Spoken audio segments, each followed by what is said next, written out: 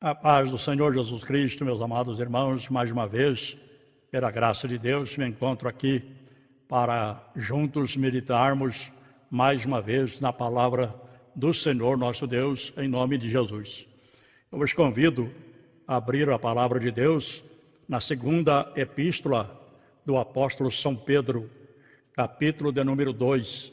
Nós vamos ler a partir do versículo de número 1, em nome de Jesus, que diz assim a palavra do Senhor. No passado surgiram falsos profetas no meio do povo, como também surgirão entre vocês falsos mestres. Estes introduzirão secretamente heresias destruidoras, chegando a negar o soberano que os resgatou, trazendo sobre si mesmos repentina destruição. Muitos seguirão os caminhos vergonhosos desses homens, e por causa deles será difamado o caminho da verdade. Em sua cobiça, tais mestres os explorarão com histórias que inventaram. Amém. Amados irmãos, mais uma vez estamos juntos aqui para que possamos meditar na palavra do Senhor, nosso Deus. E hoje eu estarei falando subordinado ao seguinte tema: as heresias são ameaças à unidade da igreja. As heresias surgem a partir de uma má interpretação do texto bíblico. Uma heresia, geralmente, ela é gerada por pessoas destacadas com o título de mestre no meio do povo de Deus. Ou seja, por pessoas importantes e pessoas com título de mestre, ou seja, pastor, presbítero e assim sucessivamente. As heresias internas são como veneno letal que vem para causar divisão na igreja. E nunca na história da igreja se viu surgir tantas heresias como na época atual, na época em que estamos vivendo. Mais do que nunca, estamos precisando de mestres ortodoxos e crentes apologistas para combaterem os falsos mestres que semeiam suas heresias no meio da igreja do Senhor. Isso tem acontecido demais. Hoje nós podemos observar que existe muitos hereges no meio do povo de Deus. Muitas pessoas que estão torcendo a palavra de Deus para manipular as pessoas, para enganar as pessoas. E o apóstolo São Pedro, ele já estava alertando a igreja do primeiro século sobre as heresias que poderiam surgir. Que assim como no passado surgiram, o apóstolo São Pedro, ele está dizendo também, isto vai acontecer no meio de vocês. E nós estamos vendo estas palavras do apóstolo São Pedro se cumprir nos dias atuais. Não há dúvidas de que estamos vivendo dias trabalhosos que antecedem a volta de Jesus.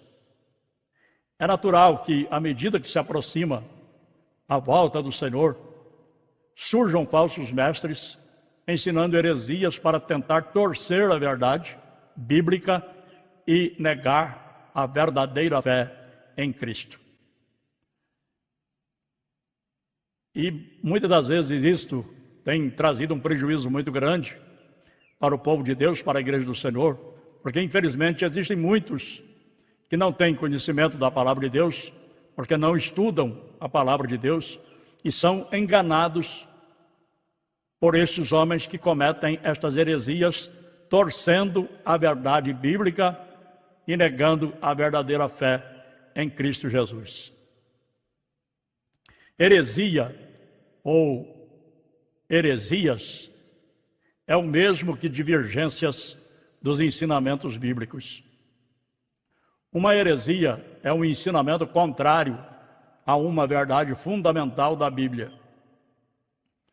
A heresia é uma doutrina falsa ou um ensinamento errado, contrário à palavra de Deus.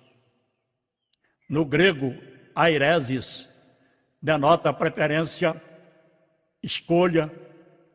A escolha ou opção são substituídas de formas errôneas e conduz à divisão e formação de seitas.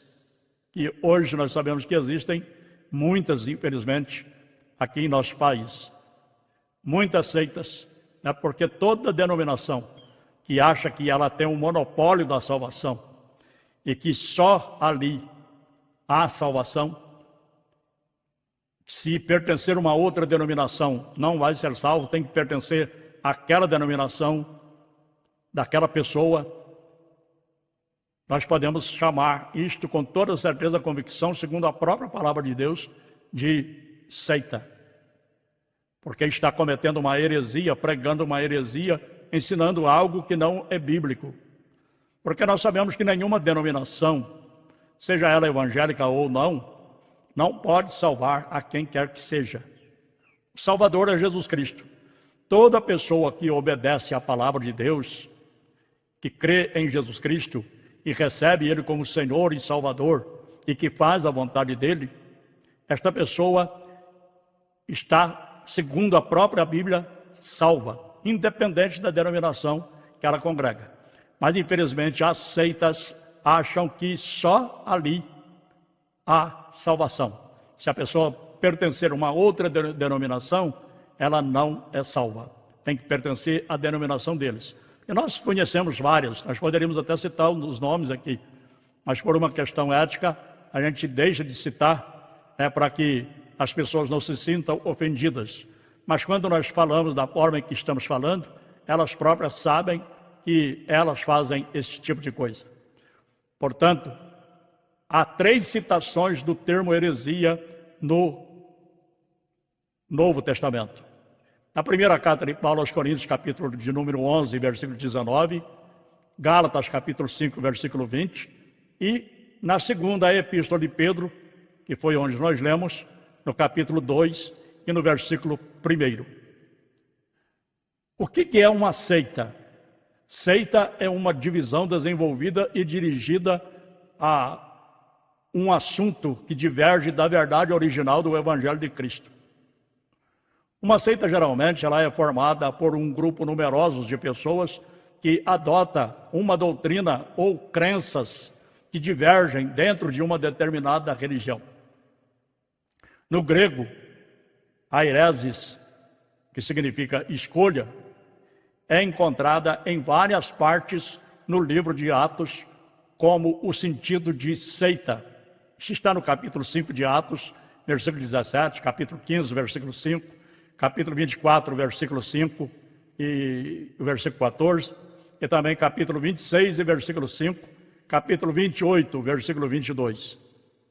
Este termo denota a predileção por uma verdade em particular ou por uma perversão dela, geralmente com a expectativa de vantagem pessoal, consequentemente, divisão e a formação de um partido ou seita em contraste com o poder unificador da verdade.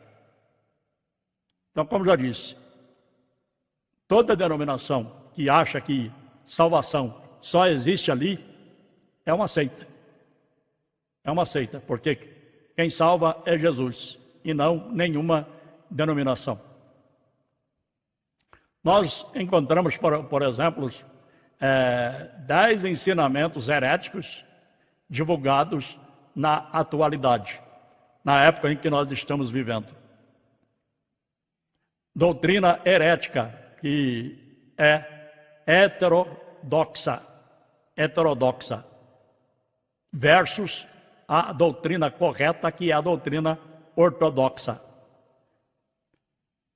Às vezes alguém costuma dizer algumas coisas, que eu vou citar algumas delas aqui, que não condiz com aquilo que a Bíblia ensina, que a palavra de Deus nos ensina. Às vezes alguém diz assim: a Bíblia contém a palavra de Deus, mas a própria Bíblia afirma que ela é a palavra de Deus. Segundo Timóteo capítulo 3, versículo 16, aos Hebreus 4, versículo 12, e 2 Pedro, capítulo 1, versículo 20 e 21. Nos afirma que a Bíblia é a palavra de Deus. Então as seitas, por exemplo, costumam dizer isto, que a Bíblia contém a palavra de Deus. E existem algumas seitas que proíbem as pessoas até de estudar a palavra de Deus. É proibido estudar a Bíblia, não pode estudar. Então vive, por exemplo, como se fosse que fosse entender a Bíblia através de uma revelação. Não pode estudar, não pode ler a Bíblia, tem que ler a Bíblia só na hora que vai pregar. Então abre a Bíblia, onde sair, prega ali, fala sem estudar, sem nada, não sabe nem o que está falando e acaba falando aquilo que a Bíblia não está falando. Então acaba torcendo a palavra de Deus e aí comete a heresia. Outra coisa, a segunda coisa é, Jesus não é Deus. Existem algumas denominações, algumas crenças aqui ensina isso. Jesus não é Deus, enquanto que a própria palavra de Deus nos deixa claro que Jesus é Deus. Em João capítulo 1, versículo 1, 3 e 14, nos fala que Jesus Cristo é Deus. Colossenses capítulo 1, versículo 15 ao 19, também nos fala que Jesus Cristo é Deus. No capítulo 2 e no versículo 9, também nos afirma que Jesus Cristo é Deus. E terceiro, Espírito Santo é uma força ativa, como dizem os testemunhas de Jeová. Aqui o Espírito Santo é uma força ativa, enquanto que a Bíblia nos afirma que o Espírito Santo é uma pessoa. Ele tem sentimento, ele sente, ele fica abatido, ele se entristece. Tudo isso a Bíblia nos ensina e nos deixa bem claro. Mas as seitas, infelizmente, elas não dizem assim. Elas dizem que o Espírito Santo é uma força ativa.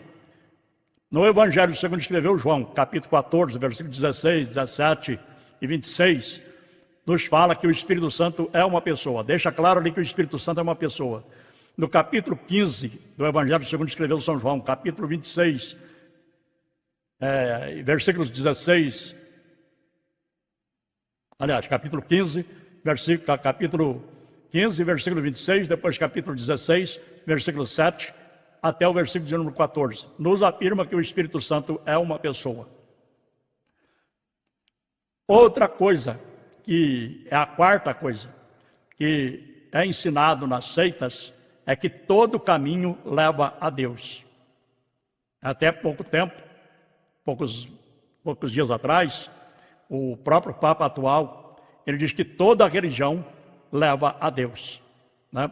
Parece que ele esteve na Angola, sei lá onde é que ele esteve, e ele disse ali para as pessoas que toda religião leva a Deus. Com isso ele quis dizer o seguinte, que todo caminho leva a Deus, né? Mas a Bíblia nos deixa bem claro que Jesus Cristo é o único caminho. Não existe vários caminhos. Inclusive em Provérbios nos afirma a palavra de Deus que há caminhos que é o homem para a direita, mas o final dele é morte, né? Então o único caminho que nos leva a Deus, não existe vários caminhos que levam a Deus, existe apenas um caminho que nos leva a Deus, que é Jesus Cristo. Isso está em João capítulo 14, versículo 6, Atos dos Apóstolos capítulo 4, versículo 12 e 1 Timóteo capítulo 2 e versículo 5. A quinta coisa que as seitas ensinam contra a palavra de Deus é que a salvação é através de boas obras. E a Bíblia nos ensina que a salvação ela é pela graça por meio da fé. Isto não vem de nós, é dom de Deus, não vem das obras, para que ninguém se glorie. Então a salvação é pela fé em Jesus Cristo e é pela graça de Deus, favor imerecido, algo que ninguém merece, mas é pela graça, é pelo favor de Deus, é pela misericórdia de Deus que nós somos salvos a partir do momento que nós cremos em Cristo e recebemos Ele como nosso Senhor e Salvador da nossa alma. A sexta coisa que as seitas ensinam é que após a morte haverá reencarnação. Isto, por exemplo, nós sabemos, o Espiritismo ensina isso.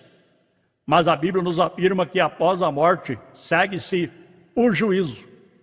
A Bíblia não ensina sobre reencarnação. A Bíblia ensina sobre ressurreição e não sobre encarnação.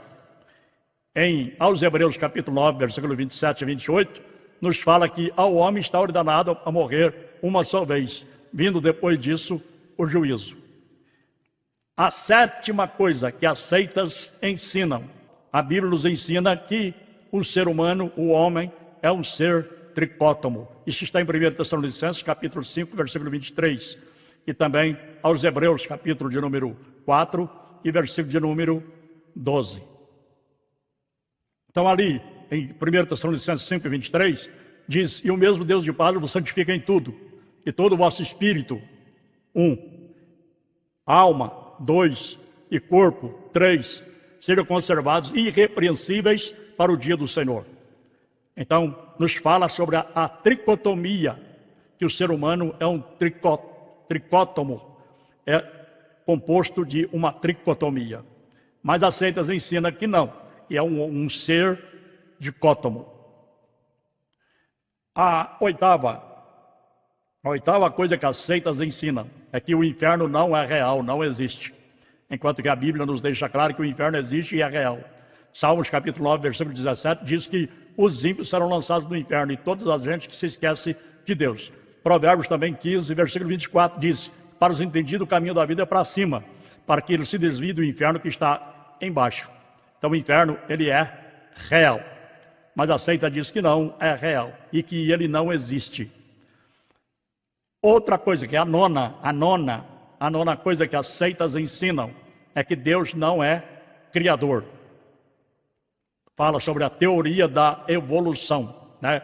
Que o homem foi de tudo. Foi minhoca, foi ameba, foi lesma, foi barata, foi uma série de coisas, depois macaco, e depois evoluiu, e de macaco ele se tornou um ser humano.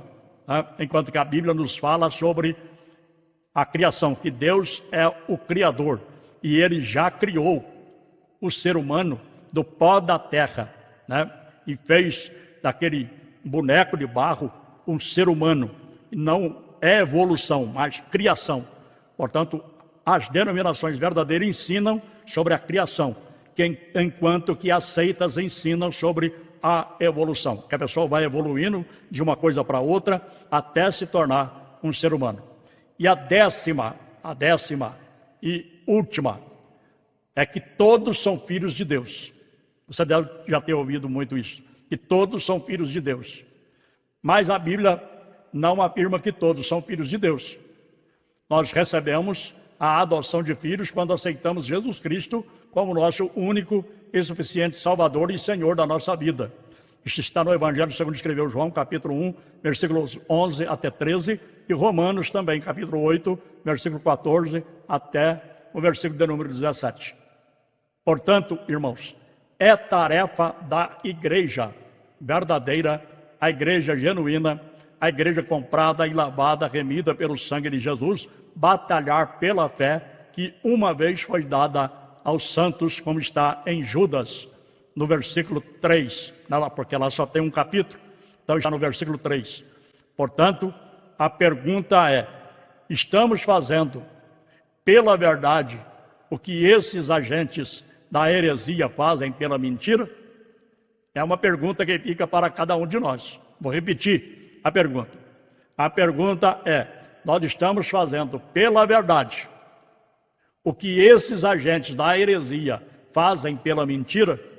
Eles são esforçados, é isso que eu quero dizer. Eles são esforçados para pregar essas heresias, para ensinar essas asneiras que são contra a palavra de Deus. E nós que conhecemos a verdade, estamos nos esforçando para pregar, para proclamar esta verdade para todas as pessoas, em todos os lugares?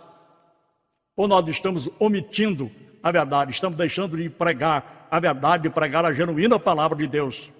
Enquanto eles estão pregando a mentira, nós estamos sendo omissos e não estamos pregando a verdade. Será que estamos fazendo isso? Se estamos fazendo, é hora de acordar e hora de proclamar esta verdade. Não é hora de ficar apalpando, mas é hora de falar a verdade. porque todas as pessoas precisam tomar conhecimento da verdade que é a palavra de Deus, para que elas possam obter a salvação. A Bíblia é clara: e conhecereis a verdade. Foi o próprio Jesus que disse isso. E a verdade vos libertará. Então todo mundo precisa conhecer a verdade. Todos nós precisamos proclamar a verdade e todos precisam chegar ao conhecimento da verdade para que elas possam alcançar a vida eterna em Cristo Jesus. Que Deus continue nos abençoando, nos dê graça. Deus abençoe a você que me ouviu, você que vai me ouvir. Que Deus te abençoe grandiosa e poderosamente em nome de Jesus. Não deixe de deixar aí o seu like, de comentar, de compartilhar também e de ativar o sininho da notificação para quando postarmos uma nova mensagem aqui, você receber a notificação no seu aparelho celular. Tá bom? Em nome de Jesus, ajuda o nosso canal para que este canal continue aqui proclamando o genuíno Evangelho, a verdadeira palavra de Deus a todas as pessoas. Fiquem na paz do Senhor Jesus Cristo e até na próxima oportunidade, se Deus quiser, em nome de Jesus. Amém.